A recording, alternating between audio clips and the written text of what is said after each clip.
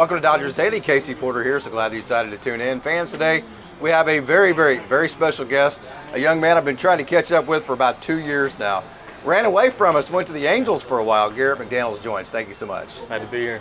Let's dive right into that. Of course, a couple years ago, you're electric. You're high 80s with the slider. You're just mowing people down with Tulsa. You get taken in the Rule 5 draft, make your Major League debut at the Angels. Take us through all that. It was a kind of a crazy experience. My agent called me and said he was going to the Rule 5 and he'd keep me updated. I didn't really think because I think I was going to get picked. Had 2 outings in AA.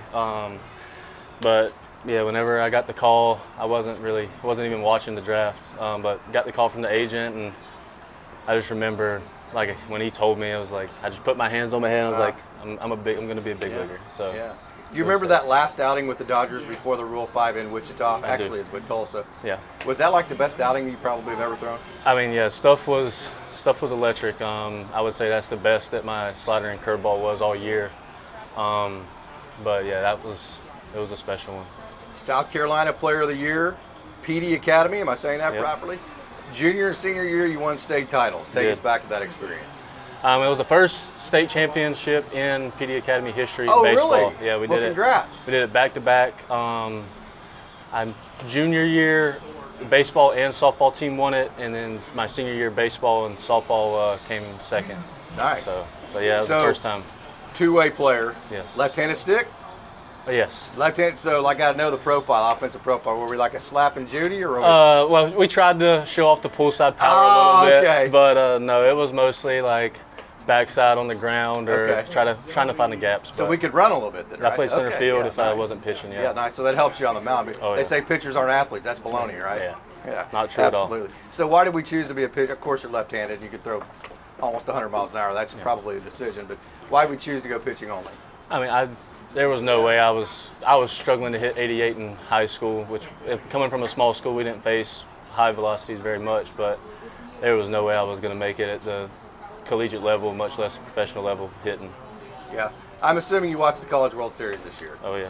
Pretty intently? Oh, yeah. Did you watch the final series? I did. Did you think they got that your Sean's got a fair shake?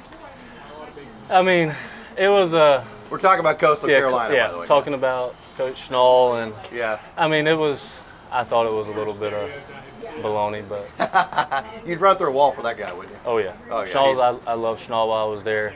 Great guy. Yeah. So Mount Olive, Coastal Carolina, then Mount Olive. Take us through that experience. Well, I quit after going into my sophomore year. I just kind of fell out of love with the game and quit. I quit. I didn't. Wow. I left my sophomore year, like the very beginning in the fall, and I started welding. Coastal? Yeah, I started welding with my grandpa, and I remember I went to opening game at Coastal for the season, and I watched the game. I was like, man, I miss it. So I texted my agent, and we got some things in place with Mount Olive, and then went to Mount Olive. What's the beach that's like 20 miles from campus at Coastal? What's the beach? Which beach? Yeah, Myrtle Beach. Myrtle Beach, yeah, that's pretty cool. Oh yeah. You hit Myrtle Beach quite a bit? Yeah, I'm sure you did. Okay, so you spent 2019, 2020 at Coastal Carolina, then Mount Olive. You signed a free agent contract. Undrafted free agent. It's just such an unbelievable story when free agent contracts, the UDFAs end up making the major leagues. You have to be super proud of that. Oh yeah, I mean it's like you don't really get that many chances as a undrafted free agent. You got to make the most of your opportunities. So coming off of TJ, being an undrafted free agent, super grateful to Jonah Rosenthal, the agent that got me the free agent deal. Yeah. And super grateful for the Dodgers for taking a chance on me. Jonah also signed Peyton Martin out of North Carolina. Did you know Peyton pretty well? I do. Yeah. He sat with Peyton for like 4 hours at a Sonic. Oh, yeah. You a fan of Sonic? Oh, kind of? Yeah, okay. All right, so the Tommy John, you go through that, then you come into pro ball, you have to overcome that. So you take us to that period of your career? Yeah, rehabbed the back half of 21 with the Dodgers, rehabbed 22, and then beginning of 2023 had during rehab got the chance to rehab with players like Dustin May, played catch a couple times with him, just talked to him and learned a little bit. But 2023 spring training, had a shoulder impingement, got sat out, and then the back half of the season went up to Rancho and out of the pen. Yeah, very cool. Okay, so you've been a starter for most of your life. Now you're a reliever. So what's it like? Of course, it's kind of cool to get the max out, but then also you're like, well, I got 6 pitches here, and how do I get to all of them? So how's that been for you? Well, we kind of just like toned it down a little bit, I guess. We mostly sinker slider with just lefties and occasional curveball, and then to righties it's the sinker, four seam, slider, curveball, everything. So just kind of finding the right matchups to use a certain pitch, but lefties is mostly sinker slider. Yeah.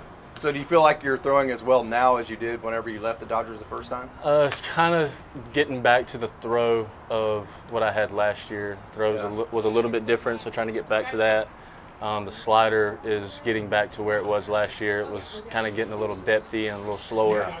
Changed the grip a little bit, moved back on the ball some, and starting the last outing in El Paso, it was up to 90. So. Oh, really? Okay, the slider was. So fastball, slider, what else do we have? Fastball, sinker, slider, four seam, and curveball. Okay, so one thing that's very noticeable about you, last question here, you pitch with a ton of confidence. I mean, like, hey, you're 60 foot away from somebody, you're getting ready to kick their ass, right? I mean, that's just the way you view it. Where'd that come from? My dad. Yeah. My dad, he was fiery when I was growing up. He kind of instilled that in me. He's like, you got to think you're the baddest person on the field whenever when you're out there. So from him. Okay, got a couple of personal questions. Got to take you back to your high school state championships. I've got to have a description of the dog pile. Were you on the bottom or were you the top? So junior year I was pitching. I was on the bottom. Okay. Senior year I was in center field, so I got to be one of the last ones that just jump on the pile. So on the bottom were you like screaming, get off my ass? After about a couple seconds where it kind of gets a little hard to breathe. Yeah. Okay, then your teammate Jose Rodriguez, named Tibu, he's got a tattoo of a shark because that's his dad's nickname. It's his nickname too. Got a story on the tats there? It's just like kind of like ocean themed, just growing up near the ocean, on the water. About it. Fantastic. Garrett McDaniels, this has been an honor. I've been trying to catch up with you for a couple of years. Thank you so much. Thank you.